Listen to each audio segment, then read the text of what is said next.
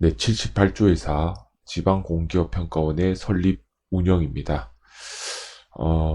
이름에서도 묻어나는 것처럼 지방공기업평가원은 지방공기업에 대한 어떤 경영평가, 정책 연구, 임직원 교육, 이런 업무를 하는 곳입니다. 여기는 이제 평가원은 기관이고 위원회가 아닙니다. 위원회라고 하면 우리가 10명, 15명 또는 20명 위원회가 이제 구성되는 걸 말하는 거죠. 근데 이거는 기관이니까 상시적으로 이제 근무하는 직원들이 있는 곳이라고 생각을 하셔야 됩니다. 1항 설립 목적, 지방공기업에 대한 경영평가, 관련 정책 연구, 임직원에 대한 교육 등을 전문적으로 지원하기 위해서 설립했다고 되어 있습니다. 2항 설립 등기, 평가원은 법인이고요. 주된 사무소 소재지에 설립 등기함으로써 설립합니다. 만약 시험 문제에 행안부 장관의 인가를 받아 주된 사무소 소재지에 설립 등기함으로써 성립한다.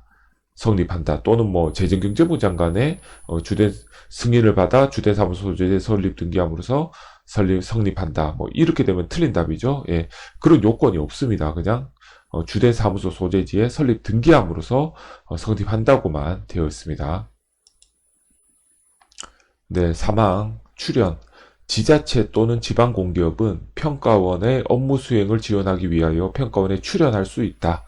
이 경우 출연의 지급, 사용 및 관리 등 필요한 사항은 대통령령으로 정한다고 되어 있습니다.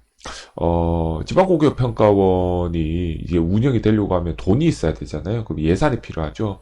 그 예산은 출연금으로 하고 있는데 출자가 아닙니다. 출연입니다. 예, 출자라고 하면 보통 초기 자본 투입을 통해서 이후에는 자체 수익으로 운영을 하는 걸 말하고, 출연은 매년 운영비를 지원받아 운영하는 걸 말하는 거죠. 예, 출연하기 때문에 이건 매년 운영비를 지원받아서 운영이 된다고 생각을 하면 됩니다. 여기서 특이한 거는 지방공기업평가원은 자기들이 행안부 장관하고 협의해갖고 출연금을 정해요. 그러고는 각 지방본부별로, 각 지자체나 지방공기업별로 출연금을 정해서 이렇게 받고 있습니다. 좀 특이하죠.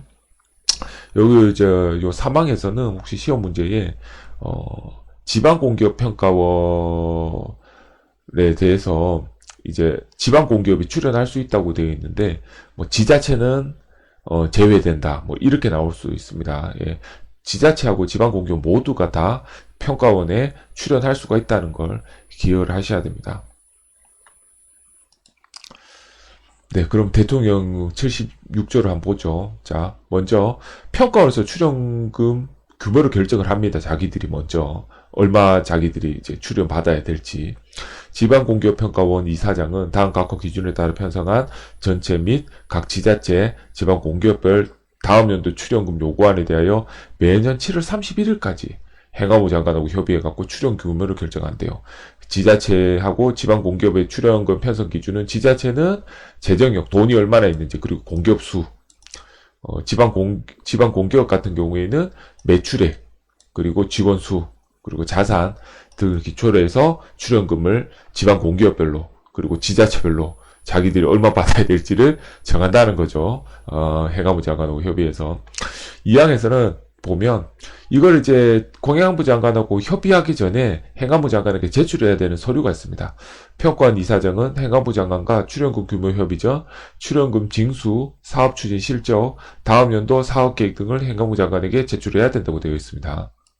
그러니까 이제 출연금을 징수해서 어떤 사업을 추진했는지, 그리고 다음 연도에는 어떤 사업을 할 건지, 이런 걸 행안부 장관에게 제출해서 이런 사업을 하려고 하니까, 그리고 지금까지 어떤 사업을 했다, 그래서 우리가 출연금이 얼마만큼 필요하다라고 설명해서 이제 결정한다는 것이죠. 네, 이렇게 출연금 규모가 확정되면 평가원은 지자체 그리고 지방공기업에게 출연금 요구서를 보냅니다. 우리가 얼마 요구한다고 청구하는 거죠. 평가원 이사장은 행안부 장관과 협의된 출연 금액이 지자체 예산과 지방공기업 예산에 편성될 수 있도록 출연금 요구서에 다음 각 호소를 첨부하여 매년 8월 31일까지 해당 지자체 및 지방공기업에 제출하여야 한다고 되어 있습니다. 네, 보면 다음 회계연도의 사업 계획서, 우리가 어떤 사업을 하려고 한다. 그리고 우리가 지금 재무 상태가 어떻다. 그래서 너희들이 얼마만큼 출연을 좀 해줘야 된다. 라고 보낸다는 거죠. 사업계획서, 추정재무상태표 및 추정손익계산서를 첨부해서 출연 요구서를 제출하게 되어 있습니다. 네, 이런 통지를, 이런 이제 그 요구를 받으면,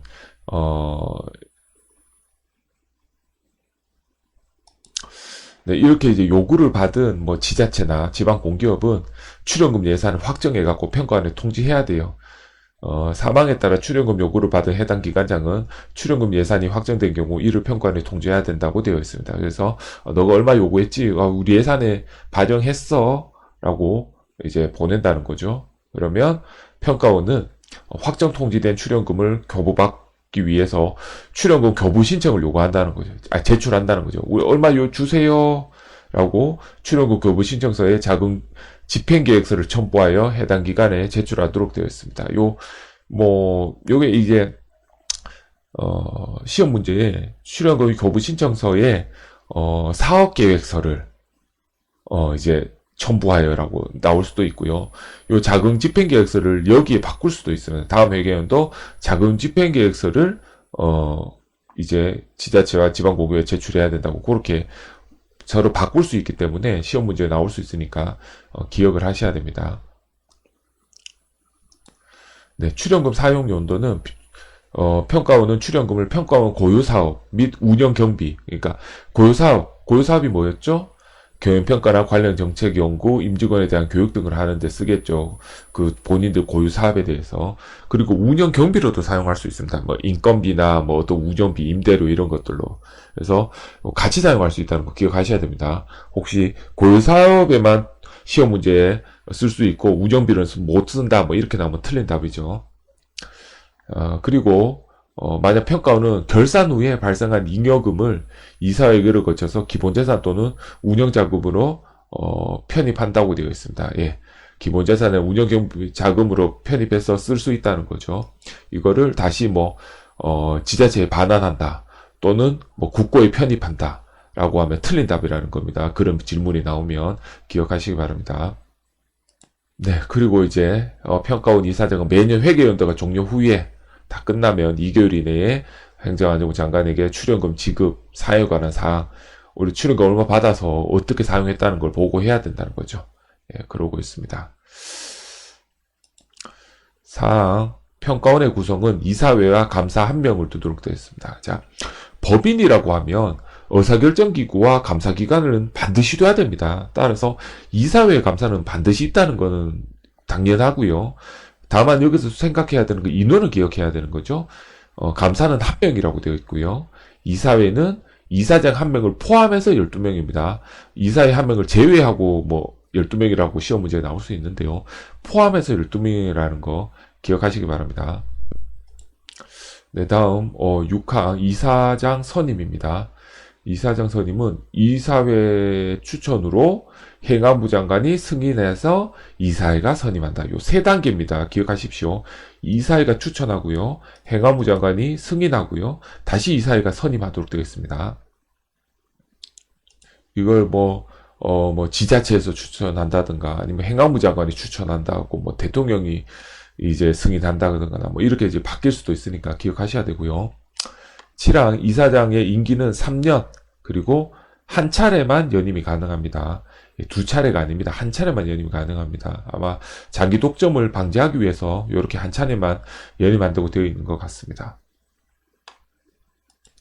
8항 이사 및 감사의 임기, 선임 방법 등 그 밖의 평가원의 설립 운영에 관한 사항은 정관으로 정하도록 되어 있습니다. 이 시험 문제에 대통령령으로 정한다 이렇게 나올 수도 있는데 틀린 답입니다. 정관으로 정하도록 되어 있습니다. 자체적으로 이게 그 평가원마다 이제 평가원에서 어떤 이런 자체적인 운영에 대해서 결정할 수 있도록 하고 있는 거죠. 네, 다음 파랑 행안부 장관의 지도 감독입니다. 행안부 장관은 평가원을 지도 감독하며 필요한 경우 평가 업무에 관한 사항을 보고하게 하거나 자료 제출 등을 명령할 수 있다. 네 가지입니다. 그죠? 지도 감독, 보고, 자료 제출 명령. 네 가지를 다 할 수 있습니다. 10항 민법 중 재단법인에 관한 규정을 준용한다. 평가원에 관해서는 이 법에 규정한 사항 외에는 민법 중 재단법인에 관한 규정을 준용하도록 되어 있습니다.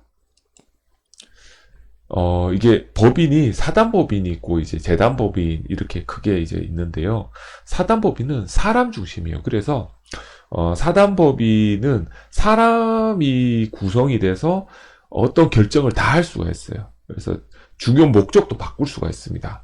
사단법인 같은 경우에는 그 법인의 운영 목적도, 재단법인 같은 경우에는 재산이 중심이에요. 그래서 보통 목적 같은 걸 바꿀 수가 없습니다. 이 돈은 어떠한 목적으로만 써야 된다라고 명시를 한번 해두면 그거는 이사회의 의결을 바꿀 수가 없어요. 보통 재단법인이. 그래서 주어진 임무 내에서만 하도록 되어 있습니다. 그래서 이거는 이제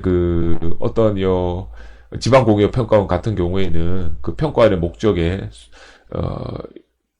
맞게 이제 운영하도록 사단법인이 아닌 재단법인으로 운영하고 있다는 거 기억하시기 바랍니다.